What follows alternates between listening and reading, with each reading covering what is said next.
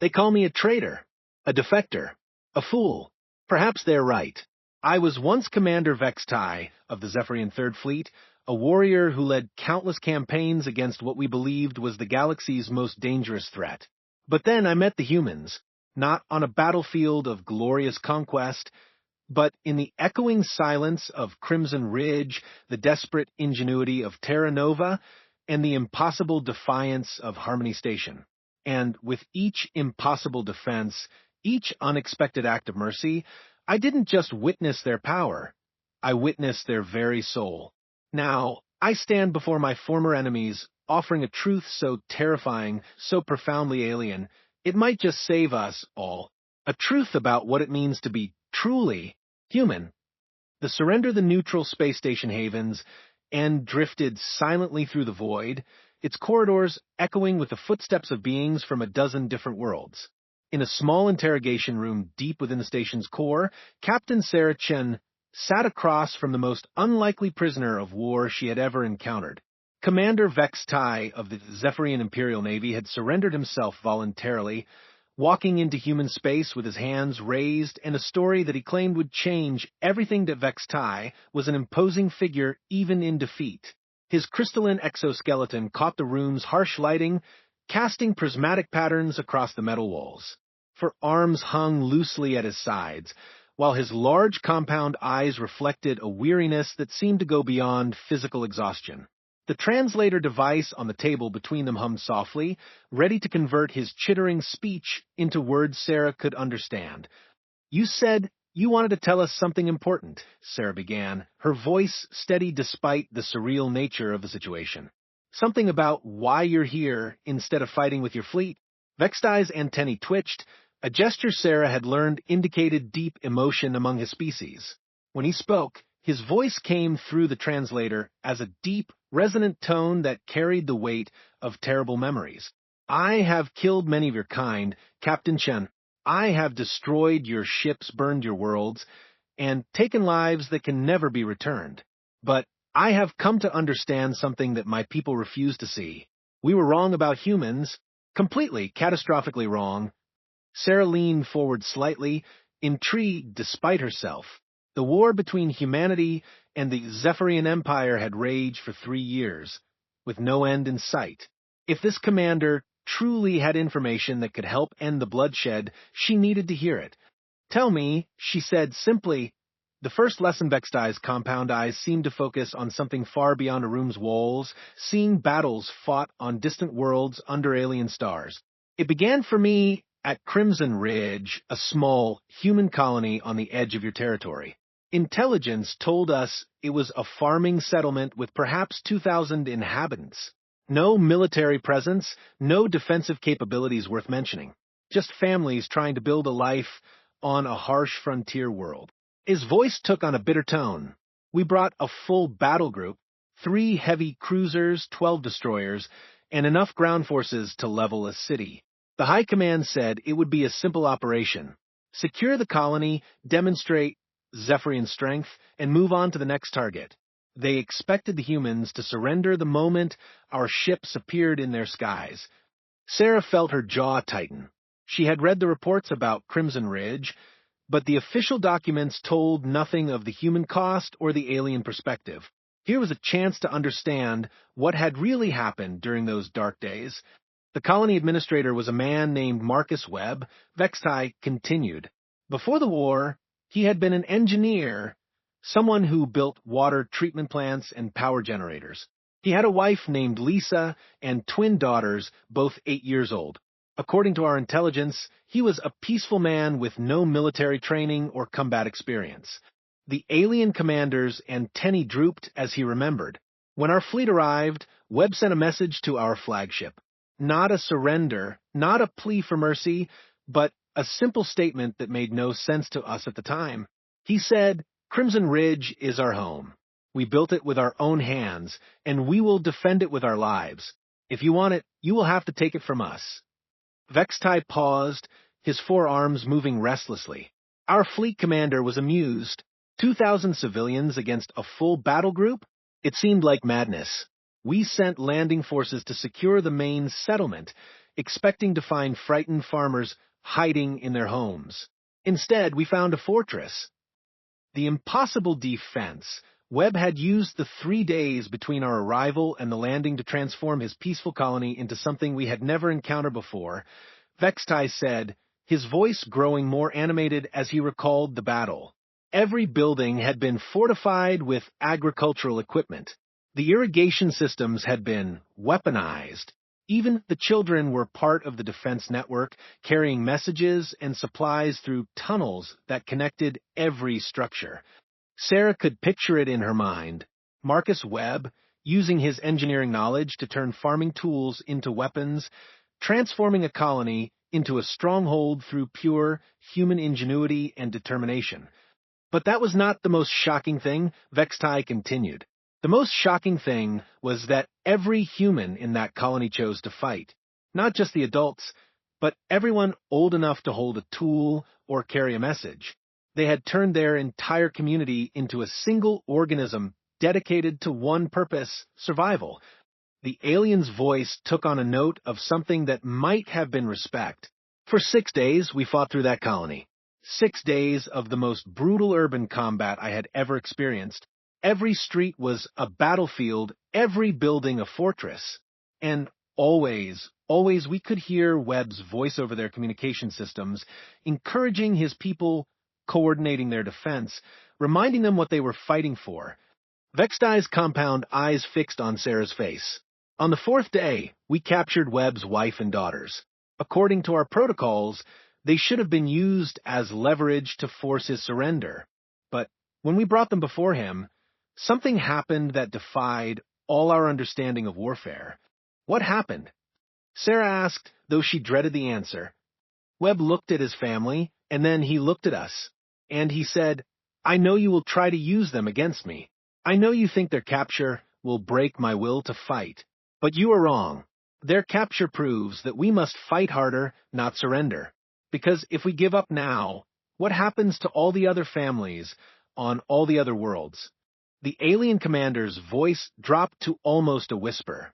Then he did something that changed everything for me. He walked over to his wife and daughters, hugged them tightly, and told them he loved them. He told them to be brave, to remember that they were part of something bigger than themselves. And then he walked back to his position and continued fighting. Sarah felt her throat tighten as she listened to the description of a father's impossible choice. Lisa Webb looked at us through the bars of her prison cell, Vextai continued, and she said, My husband is right. We knew when we came here that frontier life would be dangerous. We chose this place because we wanted to build something worth defending, something worth passing on to our children. If we surrender now, what message does that send? The children's courage, but it was the children who truly broke my understanding of your species, Vextai said, his antennae trembling with emotion. Webb's daughters, Emma and Sophie, 8 years old and imprisoned by enemy soldiers, did something that still haunts my dreams. They began teaching our guards human songs. Sarah blinked in surprise. They what? They sang, Vextai repeated, old earth lullabies, children's songs, melodies their mother had taught them. They drew pictures with charcoal from the fires and showed them to my soldiers. They asked questions about our homeworld, about our families, about whether we had children too. The alien's voice broke slightly as he continued. One of my guards, a young soldier named HFY, had lost his own daughter in a mining accident the year before. When Emma Webb asked him about his family, he began to cry. These human children, imprisoned and facing possible death, were comforting their captor because they saw his pain. Vextai stood and walked to the room's small window, looking out at the stars beyond. That was when I began to understand what we were really fighting. Not just soldiers or colonists, but a species capable of showing compassion, even to their enemies. A people who could teach their children to see the humanity in everyone, even those who threaten their lives. The siege ended on the 6th day. Vextai continued, his voice heavy with memory. We had taken most of the colony, but Webb and his remaining defenders had barricaded themselves in the central power plant. Our sensors showed that he had rigged the entire facility to explode. If he activated the self-destruct, it would take out half our ground forces and create an electromagnetic pulse that would disable our ships. Sarah waited, knowing that what came next would be crucial to understanding this alien's transformation. I was ordered to lead the final assault, Vextai said. Storm the power plant, capture Webb alive, and prevent the destruction. But when we broke through the last barricade, we found something that none of our tactical manuals had prepared us for. He turned back to Sarah, his compound eyes reflecting the room's lights like fractured stars. Webb was standing at the reactor controls, his hand on the activation switch. But he was not alone. Surrounding him were the last 15 defenders of Crimson Ridge, men and women who had chosen to stay with their leader until the very end. They could have escaped through the maintenance tunnels, Vextai continued. They could have slipped away in the chaos and lived to fight another day, but they chose to stand with Webb to share whatever fate awaited him. And when I demanded their surrender, Webb said something that I will never forget. What did he say? Sarah asked quietly. He said, "Commander, you came here thinking you would conquer farmers. Instead, you found families willing to die for their home. You thought you would face civilians. Instead, you found citizens willing to become soldiers. You expected to find weakness. Instead, you found the thing that makes humans truly dangerous. We choose to hope, even when hope seems impossible." Vextai's voice grew softer, more reflective. Then he made me an offer that defied all logic. He said, "I will surrender myself and my people on one condition. You must let my wife and daughters go, not as prisoners, not as hostages, but as free citizens. Let them leave this world and find safety somewhere else. Do this, and I will give you Crimson Ridge without destroying it." The alien commander's antennae drooped as he remembered the moment that changed everything. I should have accepted immediately. The tactical advantage was enormous. But I found myself asking a question that had never occurred to me before. What kind of victory is won by taking a father from his children? What kind of conquest is built on the tears of families torn apart? Sarah felt her heart pounding as she waited for him to continue. "So I made a choice that cost me my command and changed the course of my life," Vextai said. "I looked at Marcus Webb, this human engineer who had become something greater than any warrior I'd ever known, and I said, 'Keep your family. Keep your people. Crimson Ridge is yours.'" The interrogation room fell silent except for the hum of the life support systems. Outside the window, the stars continued their eternal dance, bearing witness to a story of courage and transformation that had planted the seeds of peace in the heart of war. "That was the first time I understood what humans truly are," Vextai said finally. "You are not just another species to be conquered. You are something far more dangerous than any weapon or fleet. You are proof that hope can become reality, that ordinary people can become extraordinary when they fight for something greater than themselves." Sarah leaned back in her chair, overwhelmed by the weight of everything she had heard. "But that was just the beginning, wasn't it?" she asked. "There's more to your story." Vextai nodded, his compound eyes reflecting depths of experience that spoke of other battles, other revelations, other moments when humanity had shown him truths that his own species had forgotten. "Yes, Captain Chun, there is much more. And if you are willing to listen, I will tell you how your people taught me the true meaning of courage, sacrifice, and the power of hope itself." Chat controls Sonnet 4. The turning point, the science station captain, Sarah Chun, watched as Commander Vextai moved away from the window, his crystalline exoskeleton catching the light in patterns that seemed to shift with his emotions. The alien's account of Crimson Ridge had been difficult enough to hear, but she could see in his compound eyes that darker memories lay ahead. "After Crimson Ridge, I was demoted but not discharged," Vextai continued, settling back into his chair across from her. "The High Command said I had shown weakness in the face of the enemy. They transferred me to what they considered a less important theater of operations, the disruption of human research facilities." He paused, his four arms moving restlessly as he gathered the courage to continue. My new assignment was to attack Terra Nova Station, a scientific research facility orbiting a gas giant in the Kepler system. Intelligence reported it as a low-priority target with minimal defensive capabilities. Just scientists and their families conducting routine research into stellar phenomena. Sarah felt a chill run down her spine. She had heard whispers about Terra Nova, fragments of stories that had become legend among human forces. The station that had held out for 43 days against impossible odds, where a breakthrough in science had become a breakthrough in the war itself. The station was commanded by Dr. Elena Rodriguez, Vextai said, his voice taking on a tone of deep respect. She was an astrophysicist who had spent her career studying neutron stars and black holes. Before the war, her work had been purely theoretical, contributing to humanity's understanding of the universe. She had never fired a weapon in anger, never commanded troops in battle. The alien's antennae twitched as he remembered. When our fleet arrived at Terra Nova, Rodriguez sent us a message that puzzled our command staff.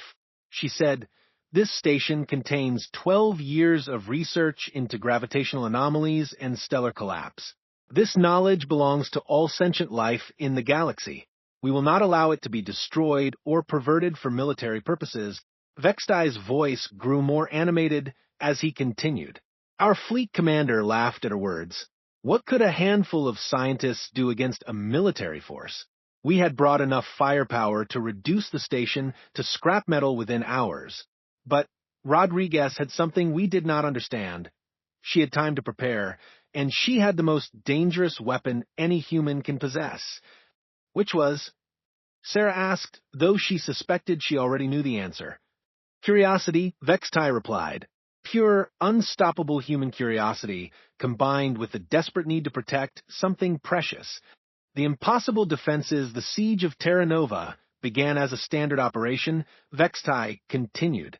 We surrounded the station, demanded surrender, and prepared to board when they refused.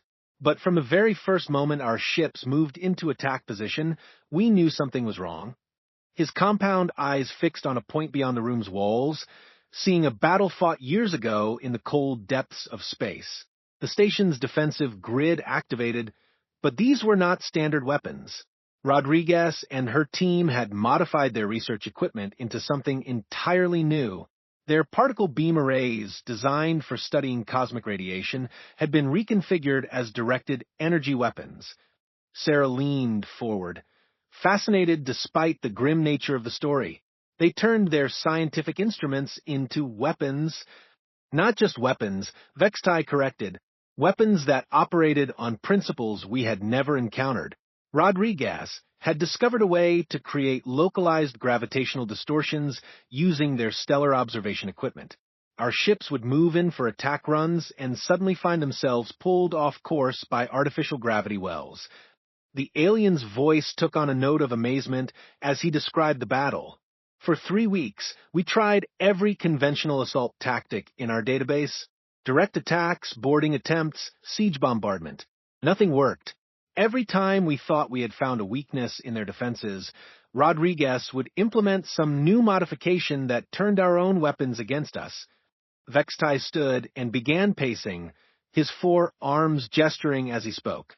But the most incredible thing was not the weapons themselves. It was how quickly they adapted and improved. Rodriguez had turned her entire research staff into an innovation engine. Physicists were designing targeting systems, biologists were developing new materials for armor plating, even the graduate students were contributing breakthrough ideas. They were learning faster than you could adapt, Sarah observed. Exactly, Vextai confirmed. Every attack we made taught them something new about our technology, our tactics, our capabilities, and they used that knowledge to build better defenses, more effective countermeasures. It was like fighting an enemy that evolved in real time. The breakthrough, on the 28th day of the siege, something happened that changed everything. Vextai continued, his voice dropping to almost a whisper. Rodriguez made a discovery that would alter the course of the entire war. He moved back to the window, staring out at the stars, as if seeing the moment again in his mind. One of our heavy cruisers, the Dominator, had been damaged in an earlier assault. Its power core was unstable, leaking exotic particles that interfered with our sensors. Rodriguez detected these emissions and realized they were identical to the radiation signatures she had been studying from collapsed stars. Sarah felt her pulse quicken. She had heard rumors about what happened next, but never from someone who had witnessed it firsthand. Rodriguez contacted our fleet directly. Vextai said she opened a communication channel to every ship in our formation and made an offer that stunned our commanders. She said, "Commander, your damaged vessel is leaking particles that will cause a cascade failure in your entire power grid within 6 hours. Your crew will die unless you accept our help." The alien's antennae drooped as he remembered the moment. Our fleet commander was furious. The idea that human scientists would dare to offer assistance to their attackers seemed like mockery. But Rodriguez continued speaking, explaining the exact nature of the threat and how she could prevent the disaster. She was offering to save the lives of her enemies, Sarah said, understanding the magnitude of the gesture. More than that, Vextai replied. She was offering to share scientific knowledge that could benefit both our species. The particles leaking from our ship were the same ones she had been studying for over a decade.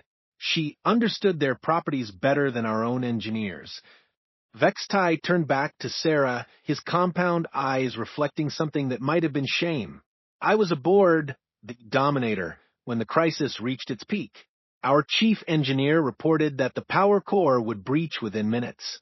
We had no choice but to accept Rodriguez's help or watch our entire crew die in the explosion. The act of mercy, Rodriguez herself led the repair mission," Vextai continued. "She came aboard our ship, walking through corridors filled with soldiers who had been trying to kill her for nearly a month. She brought a team of 3 scientists and equipment that our sensors had never seen before." The alien's voice took on a tone of wonder as he described what happened next.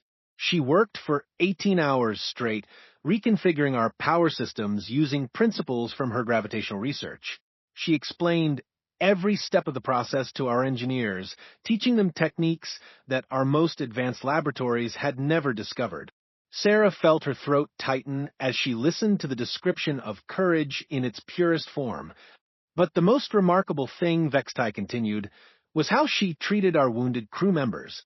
The Dominator had taken heavy damage in previous attacks, and many of my soldiers were injured.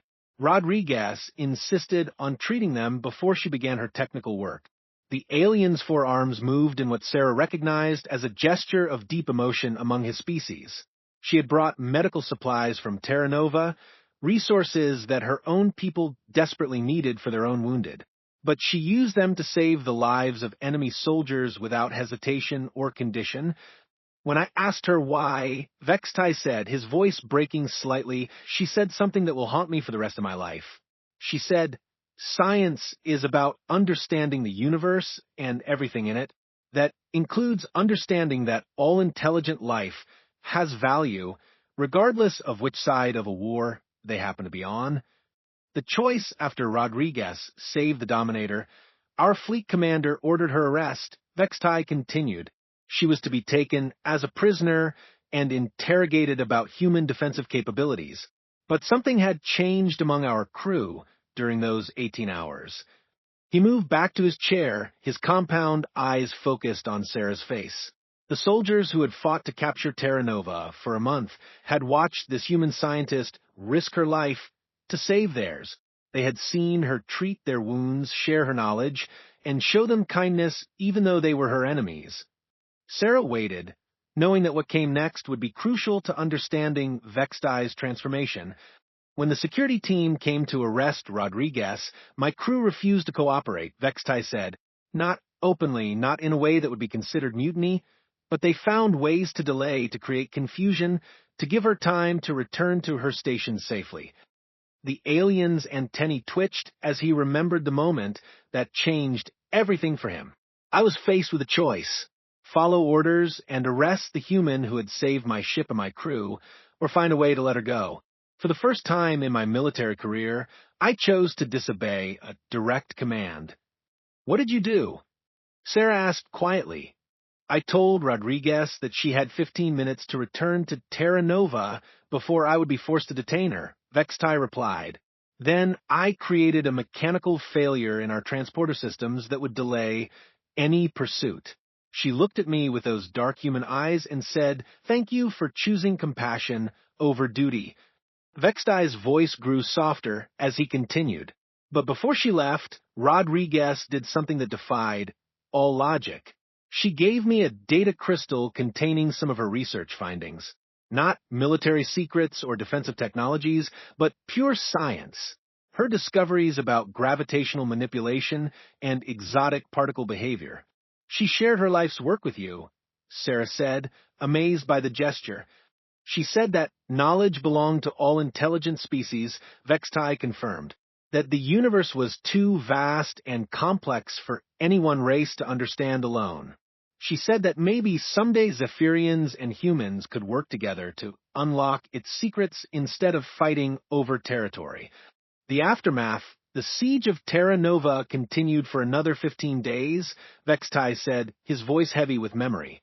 But everything had changed. My crew began questioning why we were attacking a research station that had shown us such kindness. Other ships in the fleet reported similar doubts among their personnel. He stood and walked to the room's small table, placing his 4 hands flat on its surface. On the 43rd day, human reinforcements arrived. A full battle fleet led by Admiral Markestone. Our commanders ordered a final assault on Terra Nova before the human ships could intervene. Sarah felt her heart pounding as she waited for him to continue. I was ordered to lead the boarding party that would capture Rodriguez and her research, Vextai said. But when the moment came, when I stood on the threshold of Terra Nova's docking bay with 50 armed soldiers behind me, I made the most important decision of my life. The alien's compound eyes met Sarah's gaze directly. I turned around and walked away. I told my commanders that the station's defenses were too strong, that a boarding action would result in unacceptable casualties. I lied to protect the human who had saved my crew and shown me the true meaning of courage. Vextai's voice dropped to almost a whisper. Rodriguez watched from the observation deck as our fleet withdrew. As my ship passed by the station, she sent me a personal message. Just 2 words that changed everything I thought I knew about war, about enemies, about the possibility of peace. What did she say? Sarah asked. She said, "Thank you," Vextai replied. "Thank you for choosing hope over hatred. Thank you for seeing the possibility of something better. Thank you for believing that enemies can become friends." The interrogation room fell silent as both human and alien contemplated the weight of that simple message. Outside the window, the stars continued their eternal dance, bearing witness to a moment when science had triumphed over violence, when compassion had overcome conflict. That was the second time humans taught me something my own people had forgotten, Vextai said. Finally, they taught me that the highest form of courage is not the willingness to die for your beliefs, but the willingness to live for the hope that those beliefs might create a better future for everyone. Sarah leaned back in her chair, overwhelmed by the implications of what she had heard. "But there's still more, isn't there?" she asked. "One more story that brought you here." Vextai nodded, his compound eyes reflecting depths of experience that spoke of one final transformation, one last lesson that had convinced him to abandon everything he had once believed in pursuit of something greater. "Yes, Captain Chun, one more story. The story of how your people taught me that sometimes the greatest victory is knowing when to stop fighting and start building something better." The final understanding, the last battle commander Vextai stood at the window of the interrogation room, his crystalline exoskeleton reflecting the starlight in patterns that seemed to pulse with the rhythm of his memories. Captain Sarah Chun watched him carefully, knowing that what came next would be the most important part of his story, the final transformation that had brought him here to Haven's end station as a messenger of peace. After Terra Nova, I was recalled to High Command. Vextai began, his voice carrying the weight of decisions that had cost him everything he once held dear. The Admiralty was furious about my failure to capture Dr. Rodriguez and her research. They stripped me of fleet command, but gave me one final chance to redeem myself. He turned back to Sarah, his compound eyes reflecting depths of pain and regret. I was assigned to lead the assault on Harmony Station, a civilian evacuation center in the Outer Rim. Intelligence reported it as a soft target filled with refugees from worlds we had already conquered. Women, children, elderly civilians who had fled their homes hoping to find safety in human space. Sarah felt her stomach tighten. The evacuation centers had been sacred to humanity during the war, places where non-combatants could find shelter while the fighting raged around them. The idea of attacking such a facility violated every principle of civilized warfare. The High Command's logic was simple. Vextai continued, his voice taking on a bitter tone. Destroy the evacuation center, and you destroy human morale. Show them that nowhere is safe, that we can reach their most vulnerable populations, and they will sue for peace to protect their civilians. The alien's antennae drooped as he remembered. I was given a full battle group and orders to make an example of Harmony Station. No survivors, no mercy, complete destruction to send a message across human space that resistance was futile. The Guardian Harmony Station was defended by a single human officer, Vextai said, moving away from the window to pace the small room. Captain James Sullivan of the Earth Defense Corps. His file said he was a decorated veteran who had volunteered for evacuation duty after losing his unit in the Battle of Proxima Centauri. Sarah knew the name. Sullivan had become a legend in human space, the officer who had held an impossible position against overwhelming odds to protect innocent lives. Sullivan had been wounded at Proxima, Vextai continued. Shrapnel from a Zephyrian plasma cannon had damaged his left leg, ending his frontline combat career. But he had requested assignment to the evacuation centers, saying that protecting civilians was the most important duty any soldier could have. The alien's voice took on a note of respect as he described the human officer. When our fleet arrived at Harmony Station, Sullivan sent a message that was broadcast on all frequencies. He said, "This facility contains 12,000 refugees, including 3,000 children. They are under the protection of the Earth Defense Corps and the laws of civilized warfare. Any attack on these civilians will be considered a crime against all sentient life." Vextai paused, his forearms moving restlessly. Our commander ignored the warning.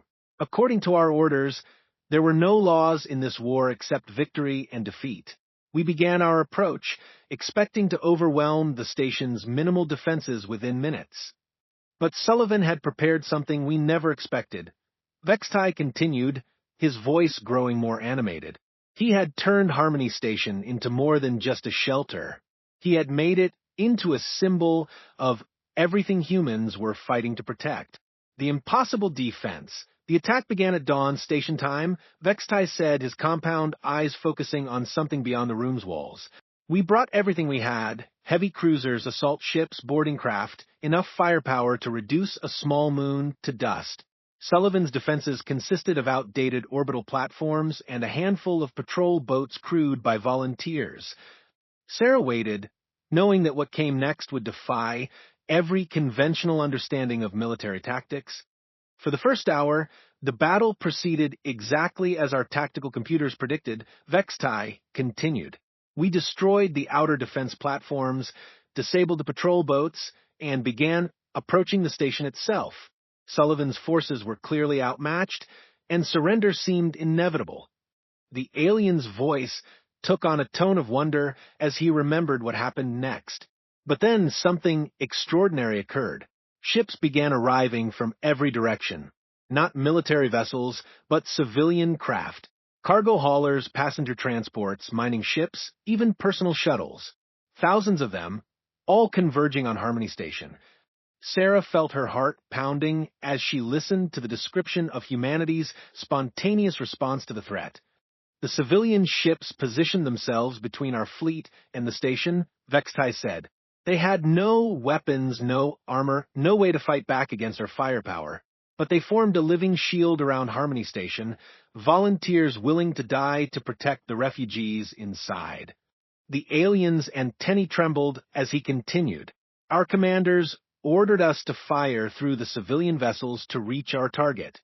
But something had changed among our crews. Soldiers who had followed orders without question for years began hesitating, questioning, refusing to target unarmed civilians. Vextai moved back to his chair, his compound eyes fixed on Sarah's face. I was commanding the lead assault ship when the order came to begin bombardment.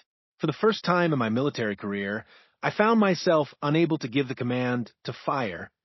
The broadcast, as our fleet hesitated, Sullivan opened a communication channel to every ship in both formations. Vextai continued. What he said next changed everything, not just for me, but for thousands of Zephyrian soldiers who heard his words. The alien's voice grew softer, more reverent. Sullivan spoke directly to our crews, bypassing our commanders and their propaganda. He said, "I know many of you are soldiers who were told that this is a necessary war, that humans are your enemies who must be defeated. But I want you to see what you are really being asked to destroy." Vextai paused, gathering the courage to continue. Then he did something that no military manual could have prepared us for. He gave us a tour of Harmony Station, showing us the refugees we had come to kill. Sarah felt tears forming in her eyes as she listened to the description of Sullivan's desperate gambit. "He showed us the children first," Vextai said, his voice breaking slightly. "Thousands of them, from babies to teenagers, all displaced by the war. Some had lost their parents in previous attacks. Others had been separated from their families during evacuations and were waiting for reunification." The alien's forearms trembled as he remembered. Sullivan walked through the children's quarters, introducing them by name. Maria Santos, age 6, whose parents died defending New Madrid. Tommy Chun, age 4, found wandering alone after the bombardment of Alpha Centauri. Sarah Williams, age 8, who had drawn pictures of her destroyed home to help her remember. Vextai's compound eyes closed briefly, as if the memory was too painful to witness again. But it was not just the children. Sullivan showed us the elderly refugees who had lived through previous wars and now faced displacement again. The injured civilians receiving medical care. The families huddled together, hoping for word from relatives on distant worlds. "He was making them real to you," Sarah said, understanding the power of Sullivan's strategy. "Exactly," Vextai confirmed. "For 3 years, we had fought humans as abstract enemies, faceless soldiers, and strategic targets. But Sullivan forced us to see them as individuals, as families, as people with hopes and fears and dreams just like our own." The moment of truth. The broadcast continued for over an hour, Vextai said, his voice growing stronger as he approached the climax of his story. Sullivan showed us teachers who were running schools in the refugee quarters, doctors treating patients with limited supplies, engineers maintaining life support systems under impossible conditions. The alien stood and walked to the center of the room, his crystalline exoskeleton catching the light as he moved. But the most powerful moment came when Sullivan introduced his own family. His wife, Rebecca, who had volunteered as a medical aide. His daughter, Katie, aged 12, who was helping in the children's ward. His son, Michael, aged 10, who was assisting with station maintenance. Vextai's voice took on a tone of amazement as he continued. Sullivan explained that his family could have been evacuated to safety deeper in human space. They could have remained on Earth, far from the fighting, but they had chosen to stay with him to help protect the refugees who had nowhere else to go. Sarah felt her throat tighten as she listened to the description of a family's conscious choice to face danger together. Then Sullivan said something that shattered every assumption I had ever held about warfare. Vextai continued. He looked directly into the camera, knowing that thousands of enemy soldiers were watching, and he said, "I want you to understand something. Everyone on this station is here by choice. The refugees chose to flee to safety rather than surrender their freedom. The volunteers chose to help rather than hide. My family chose to serve rather than run." The alien's antennae twitched as he remembered the moment that changed everything. Sullivan continued speaking, his voice calm despite the weapons pointed at his station. He said, "You can destroy this facility. You can kill everyone aboard, but you cannot destroy what we represent." You cannot kill the idea that intelligent beings should protect each other, that the strong should shelter the weak. That hope is stronger than fear. The choice, at that moment, I faced the most important decision of my life, Vextai said, his compound eyes fixed on Sarah's face. My orders were clear: destroy Harmony Station and everyone aboard. My commanders were screaming at me to open fire, to end the broadcast, and complete the mission. He paused, his four arms moving in what Sarah now recognized as a gesture of deep emotion among his species. But I could not give the order. I looked at my weapons officer, a young soldier named Thekvar, who had a daughter the same age as Katie Sullivan. I saw tears streaming down his face as he watched the human children on his targeting screen. Vextai's voice grew stronger as he described his moment of defiance. I opened a communication channel to the entire Zephyrian fleet and said, "All ships, stand down. Weapons to safe position. We will not fire on this facility." Sarah felt her heart pounding as she listened to the description of a commander choosing conscience over orders. The reaction was immediate. Vextai continued. My superiors demanded explanations, threatened court-martial, ordered other ships to relieve me of command. But something remarkable happened. One by one, other commanders began standing down as well. Ship after ship reported weapons malfunctions, targeting errors, anything to avoid firing on Harmony Station. The alien's voice took on a note of wonder. Within an hour, the entire assault fleet had effectively mutinied. Thousands of Zephyrian soldiers had chosen to disobey orders rather than attack defenseless civilians. Sullivan's broadcast had accomplished what no military strategy could have achieved. The aftermath, the High Command recalled our fleet immediately, Vextai said, moving back to the window to look out at the stars. I was arrested, court-martialed, and stripped of all rank and privileges. According to military law, I was a traitor who had disobeyed direct orders in the face of the enemy. His voice took on a bitter tone as he continued. But before they could decide my final punishment, something unexpected happened. Reports began arriving from across Zephyrian space. Soldiers were refusing to attack civilian targets. Commanders were questioning orders that violated basic principles of civilized warfare.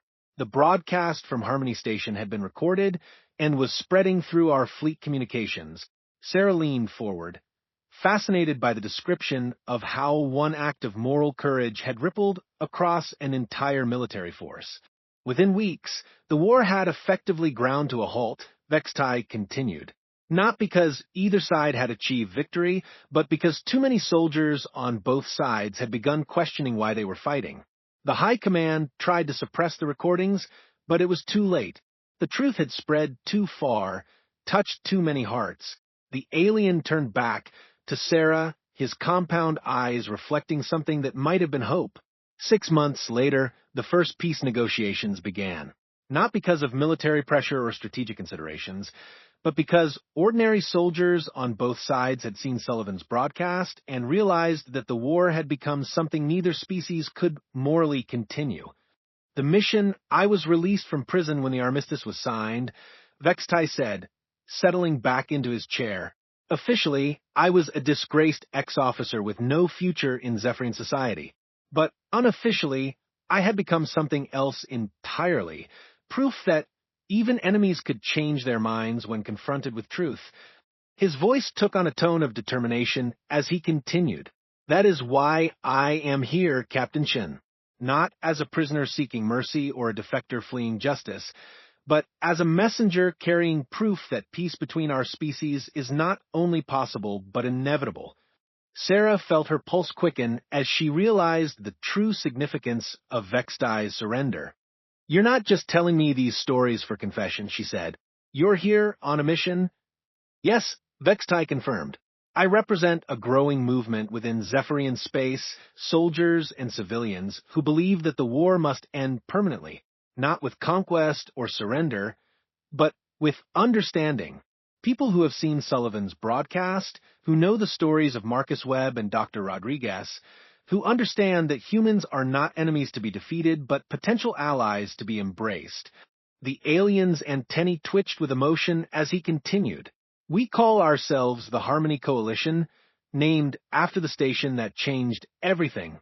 We work in secret, spreading the truth about what really happened during the war, showing our people that humans are capable of both terrible determination and incredible compassion.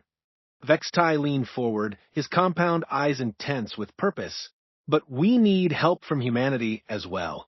We need proof that your species is willing to forgive, to work toward a future where our children can grow up as friends instead of enemies.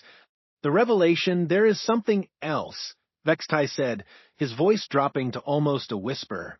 Something I have not yet told you. Something that makes this moment even more significant than you realize. Sarah waited, sensing that whatever came next would change everything.